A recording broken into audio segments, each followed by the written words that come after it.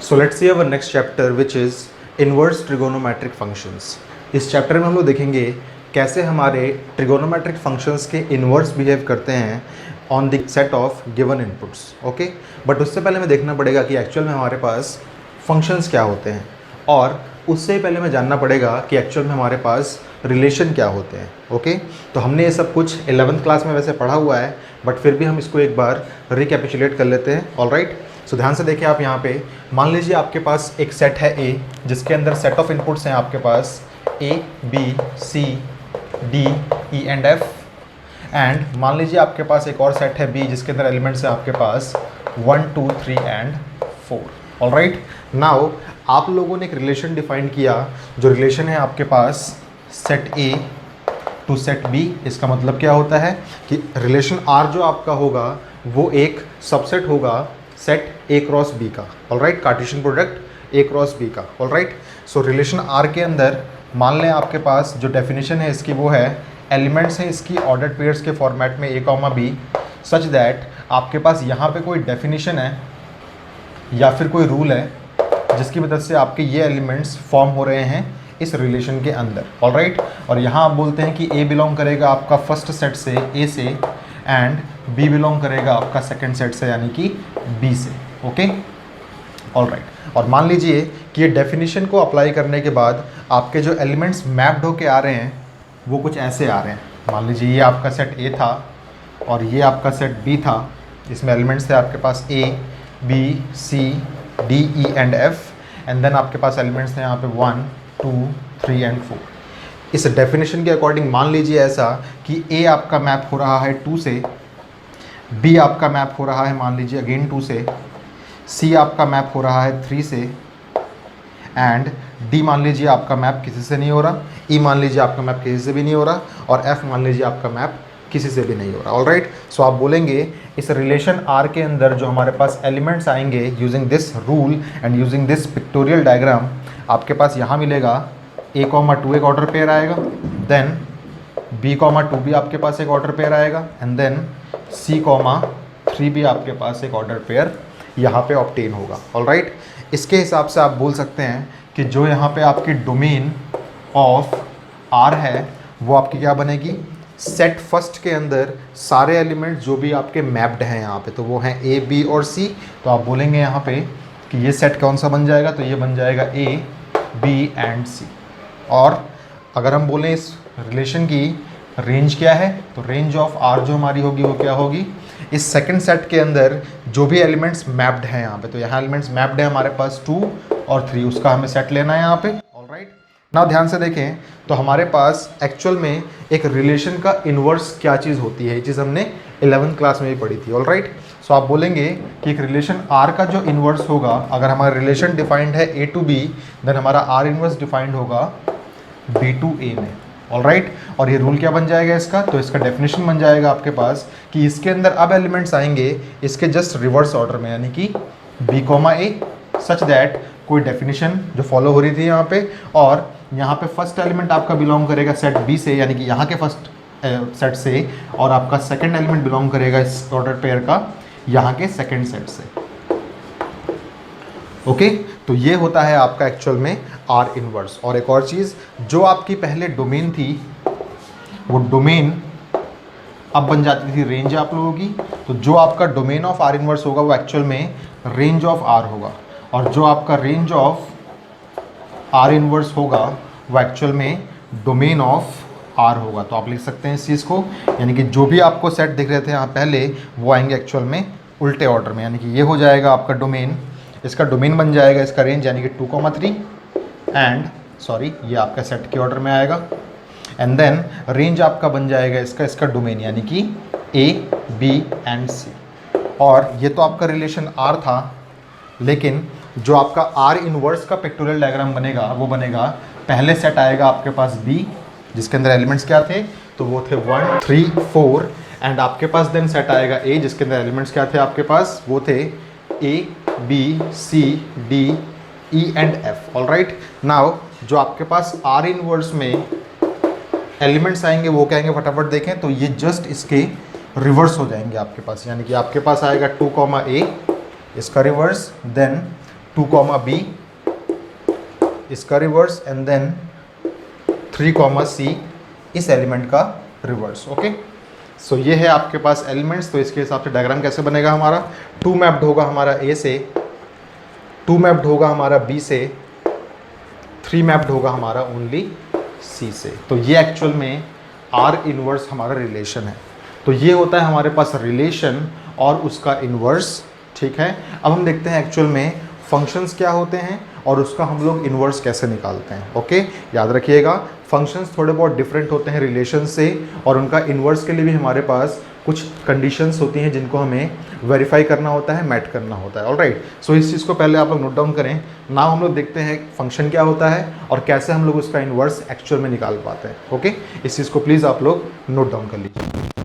सो अभी हम लोगों ने देखा कि एक रिलेशन एक्चुअल में क्या होता है और हम लोग कैसे उसको डिफाइन करते हैं, प्लस कैसे हम लोग उसका इन्वर्स निकालते हैं और क्या चेंजेस हमारे होते हैं वहाँ पे डोमेन और स्पेसिफिक रेंजेस के एलिमेंट्स के अंदर। ऑलराइट, नाउ अब हम लोग देखते हैं एक्चुअल में फंक्शंस क्या होते हैं। तो हम सब ने 11th क्लास में अपने पढ़ा हुआ है कि फंक्शन भी हमारे पास एक स्पेसिफिक टाइप का रिलेशन ही होता है जिसके अंदर कुछ कंडीशंस हमें फुलफिल करानी होती है। ऑलराइट, तो फंक्शन भी एक रिलेशन ही है। ऑलराइट, तो ध्यान से देखिए यहाँ पे मान लीजिए हमारे पास एक सेट है ए और एक सेट है बी जिसके अंदर हमारा फंक्शन एक f डिफाइंड है जो कि हमारा a टू b जा रहा है। ठीक है, अब ये मान लीजिए अभी रिलेशन ही है, तो ये रिलेशन आपका एक फंक्शन कब बनेगा, जब आपके पास दो कंडीशंस एक्चुअल में मैट होंगी। ऑलराइट, पहली कंडीशन आपकी होती है कि all the elements of set ए, यानी कि फर्स्ट सेट जो होगा आपका मस्ट बी लिंक्ड या फिर रिलेटेड हम बोल सकते हैं with elements of set B. Alright, यानी कि यहाँ पे हमारे पास जितने भी एलिमेंट्स हैं वो सारे के सारे एलिमेंट्स कहीं ना कहीं पे लिंक होने चाहिए हमारे इस बी सेट के अंदर। रिलेशन में ऐसा नहीं था, रिलेशन में हमारे पास सेट के कुछ एलिमेंट्स वैकेंट भी थे जिनके पास कोई रूल एप्लीकेबल नहीं होता और वो किसी से मैप्ड भी नहीं थे। Alright, and second most important rule आपका क्या बोलता है इसके अंदर, वो बोलता है all the elements must be uniquely mapped. Uniquely mapped बोलिए, चाहे लिंक्ड बोलिए, चाहे रिलेटेड बोलिए। ऑलराइट, जैसे हम समझते हैं इसको एग्जांपल के थ्रू। आप यहाँ देखें प्लीज़, मान लीजिए आपके पास एक सेट है जिसके अंदर एलिमेंट्स हैं A B C D and let say E, और एक और सेट है आपके पास बी, मान लीजिए वो है आपके पास 1 2 एंड 3। नाउ मैं कुछ यहाँ पे रिलेशंस बनाता हूँ और आप मुझे बताएं कि क्या वो रिलेशन एक्चुअल में फंक्शंस हैं। ऑलराइट, याद रखिएगा एक रिलेशन फंक्शन कब बनता है, जब वो इन दोनों कंडीशंस को फुलफिल करे। ऑलराइट, तो ध्यान से देखें, मान लीजिए हम लोग यहाँ पे सिर्फ पिक्टोरियल डायग्राम ही बना रहे हैं। तो यहाँ हमारे पास एलिमेंट्स हैं ए बी सी डी ई, और यहाँ हमारे पास एलिमेंट्स हैं 1 2 एंड 3। ऑलराइट, नाउ ध्यान से देखें, मैंने यहाँ पे कोई भी एक रूल अप्लाई कर लिया और एलिमेंट्स को यहाँ पे मैप करने की कोशिश करी। ओके, सो मान लीजिए ए हमारा मैप्ड हो गया 1 से, बी भी हमारा मैप्ड हो गया 1 से, सी हमारा मैप्ड हो गया 2 से, और डी हमारा मैप हो गया 3 से मान लीजिए। ऑलराइट, नाउ आप मुझे बताएं कि क्या ये रिलेशन एक फंक्शन है। याद रखिएगा कभी भी आपके पास मैपिंग हो रही है तो रिलेशन तो बनेगा ही बनेगा। ऑलराइट, लेकिन क्या वो एक फंक्शन भी है, जरा ध्यान से देखते हैं हम लोग एक बार। हम लोग पढ़ते हैं अपने फर्स्ट रूल को, ये रिलेशन हमारा ए टू बी जा रहा है और इस रिलेशन का नाम हमारा एफ है। अभी ये फंक्शन नहीं बना है, हमने नहीं माना है इसका फंक्शन। ऑलराइट, तो ध्यान से देखिए, ये बोल रहा है all the elements of set A must be related with elements of set B. तो मुझे बताएं क्या यहाँ पे सारे के सारे एलिमेंट्स की कोई ना कोई लिंकिंग है यहाँ पे, तो आप बोलेंगे नहीं, बिकॉज ई की यहाँ पे कोई लिंकिंग नहीं है किसी एलिमेंट के साथ, इसलिए ये रिलेशन अभी एक फंक्शन नहीं कहलाएगा। ऑलराइट, अब मान लीजिए कि मैंने यहाँ पे एक मैपिंग कर दी ऐसी ई वाली, और मैंने एक और मैपिंग करी यहाँ पे जानबूझ के, जो है डी हमारा मैप हो रहा है 2 से भी। अब हम देखते हैं क्या रिलेशन हमारा फंक्शन कहलाएगा। ध्यान से देखें, क्या हमारी फर्स्ट कंडीशन फुलफिल हो रही है, तो देखिए ध्यान से, all the elements of set A must be link with the elements of set B. हमारे क्या सारे के सारे एलिमेंट्स सेट ए के कहीं ना कहीं पर लिंकिंग है इसकी, हाँ है, तो ये हमारी फुलफिल हो रही है। बट क्या हमारी ये फुलफिल हो रही है? ध्यान से देखिए इसका मतलब क्या है। इसका मतलब है all the elements must be uniquely mapped या फिर लिंक्ड विद क्या होना चाहिए यहाँ पे, एलिमेंट्स ऑफ सेट बी, यानी कि सारे के सारे हमारे जो ए वाले एलिमेंट्स हैं वो यूनिकली मैप्ड होने चाहिए, यानी कि किसी एक एलिमेंट की हमारे पास दो मैपिंग नहीं होनी चाहिए। तो हम देखते हैं एक बार, फर्स्ट कंडीशन हमारी फुलफिल हो चुकी है। सेकंड कंडीशन जल्दी से देखिए यहाँ पे, तो ए हमारा मैप्ड है सिर्फ 1 से, तो ये अच्छा है। बी भी हमारा मैप्ड है सिर्फ 1 से, तो ये भी ओके है। नाउ सी भी हमारा मैप्ड है सिर्फ एक एलिमेंट यानी कि 2 से, तो ये भी हमारा ओके है। डी को यहाँ देखिए, तो डी हमारा मैप्ड है 2 से भी और डी हमारा मैप्ड है 3 से भी। इसका मतलब क्या हुआ, जो हमारे पास एलिमेंट्स आएंगे वो आएंगे A1, then B1, C2, D2 and D3 as well and then E3। Alright, याद रखिएगा एक रिलेशन, एक फंक्शन तभी बन पाएगा जब हमारे पास उसके ऑर्डर्ड पेयर्स लिखे हुए हों और उस ऑर्डर्ड पेयर के अंदर कोई भी फर्स्ट एलिमेंट अपने आप को रिपीट ना कर रहा हो।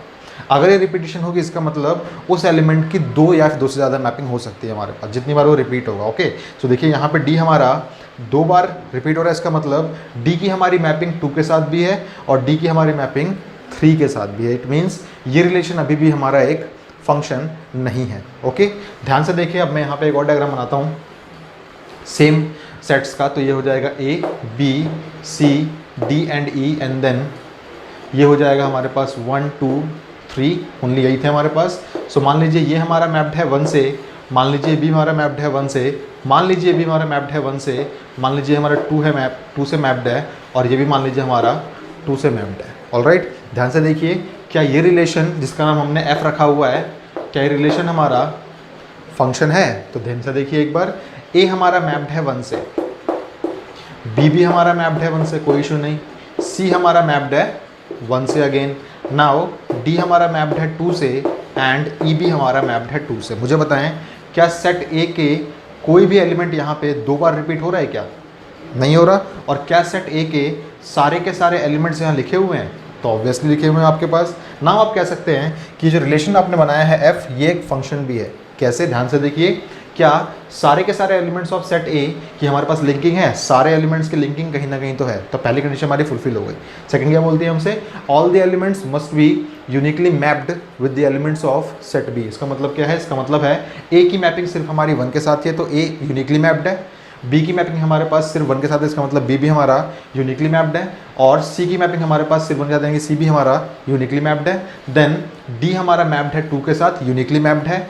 ई हमारा मैप्ड है 2 के साथ, यूनिकली मैप्ड है। ऑलराइट, यहाँ पे एलिमेंट्स आपके खाली हो सकते हैं, बट सेट ए का कोई भी एलिमेंट खाली नहीं होना चाहिए आपके पास। ऑलराइट, सो ये आपका एक फंक्शन है, वैलिड फंक्शन है। नाउ इस फंक्शन की अगर हम बात करें तो इस फंक्शन का डोमेन क्या आएगा? तो आप बोलेंगे डोमेन वो सारे एलिमेंट्स होते हैं जो फर्स्ट सेट में होते हैं और मैप्ड होते हैं। तो आपको पता है एक रिलेशन फंक्शन तभी बन पाएगा जब उसके सारे के सारे एलिमेंट्स मैप्ड हो सेट ए के। तो आप डायरेक्टली बोल सकते हैं कि डोमेन तो भाई हमारे पास जो फंक्शन में होती है वो ये फर्स्ट वाला एलिमेंट ही होता है। ओके, नाउ अगर हम बात करें रेंज क्या है इसकी, तो रेंज ऑफ एफ क्या है? ध्यान से देखिए, तो रेंज आप तभी बोलेंगे कि ये पूरा पूरा सेट बी है जब आपके सारे के सारे एलिमेंट्स मैप्ड हो, या फिर आप यही बोल सकते हैं रेंज एक्चुअल में क्या होती है। तो रेंज होती है हमारे पास सेट बी के वो सारे एलिमेंट्स जिनकी मैपिंग कहीं ना कहीं से आ रही हो। तो आप बोलेंगे, ध्यान से देखिए, यहाँ पे आपके पास सिर्फ 1 और 2 एलिमेंट्स मैप्ड हैं, थर्ड एलिमेंट मैप नहीं है, तो आप बोलेंगे वो इसकी रेंज में नहीं आता। हालांकि आप बोलेंगे यहाँ पे कोडोमेन, तो कोडोमेन क्या होगी आपकी? कोडोमेन हमेशा वो सेकंड सेट आपका कंप्लीटली होता है, तो आप बोल देंगे कोडोमेन ऑफ एफ क्या हो जाएगा आपके पास?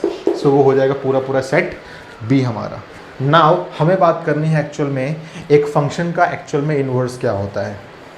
तो हमने देखा था कि रिलेशन में तो हमारे पास जो सेट लिखे हुए थे उसको आपने उल्टा करके लिख दिया था। इसका मतलब मान लीजिए एक रिलेशन है, तो आप बोलेंगे इसको यहाँ आ जाएगा b, यहाँ आ जाएगा a और यहाँ बन जाएगा उस रिलेशन का इन्वर्स। यहाँ हो जाएगा 1 2 3, यहाँ हो जाएगा a b c and d। और थोड़ा बहुत डायग्राम थोड़ा कंजेस्टेड होने वाला, ध्यान से देखिए इसको।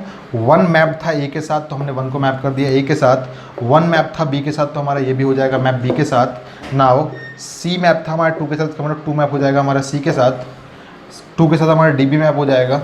एंड नाउ 3 के साथ हमारा डी मैप हो जाएगा, ओके, एंड ई भी हमारा मैप हो जाएगा 3 के साथ, ठीक है। तो यहाँ पे जब हमारा रिलेशन था तो रिलेशन ये था, रिलेशन का इन्वर्स हमेशा ही एग्जिस्ट करेगा, याद रखिएगा। अगर हमारे पास रिलेशन एग्जिस्ट कर रहा है तो रिलेशन का इन्वर्स भी हमेशा एग्जिस्ट करेगा। बट क्या एक फंक्शन का इन्वर्स भी एग्जिस्ट करेगा?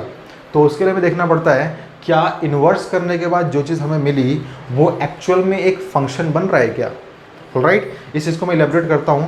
पहले आप लोग इस चीज़ को पहले नोट डाउन कर लीजिए। हमें अभी इन्वर्स ऑफ फंक्शंस को करना बाकी है, तो याद रखिएगा इस पूरे लेक्चर में मैंने आपको सिखाया कि एक्चुअल में एक फंक्शन क्या होता है, उसकी डोमेन क्या होती है और उसकी कोडोमेन क्या होती है।